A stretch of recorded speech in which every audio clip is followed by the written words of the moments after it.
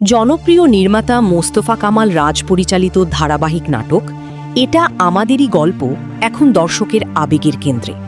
YouTube ও সামাজিক মাধ্যমে প্রতিটি পর্ব প্রকাশের পরই তৈরি হচ্ছে তুমুল আলোচনা, আর নতুন এপিসোডের জন্য দর্শকদের অপেক্ষা যেন এক ধরনের উৎসব মুখর উত্তেজনা। এই সাফল্যের কেন্দ্রে রয়েছেন জ্যেষ্ঠ অভিনেত্রী দীপা খন্দকার, যিনি ফাতেমা নামের ফুপু চরিত্রে অভিনয় করে দর্শকের হৃদয় জয় করেছেন। তিনি বলেন, বহু বছরের ক্যারিয়ারে এমন ঘটনা খুব কমই দেখেছেন যেখানে একটি নাটকের প্রতিটি পর্বের জন্য মানুষ এতটা অধীর আগ্রহে অপেক্ষা করে। দর্শকদের এই অস্থিরতা তার কাছে ভালোবাসারই প্রতিফলন। দীপা খন্দকার স্পষ্টভাবেই স্বীকার করেছেন এই অভাবনীয় সাফল্যের বড় কৃতিত্ব নির্মাতা রাজের।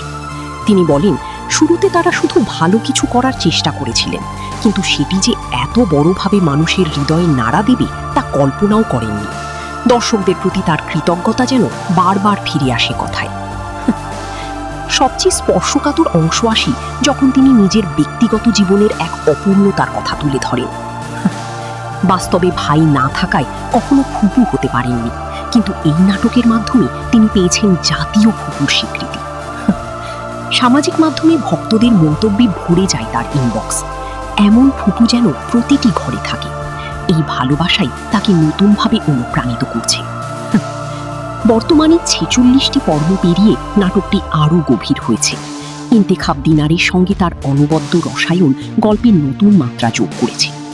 সব মিলিয়ে এটা আমাদেরই গল্প এখন শুধু একটি নাটক নয়, এটি হয়ে উঠেছে দর্শকের আবেগ, পরিবার আর সম্পর্কের এক জীবন্ত প্রতিচ্ছবি।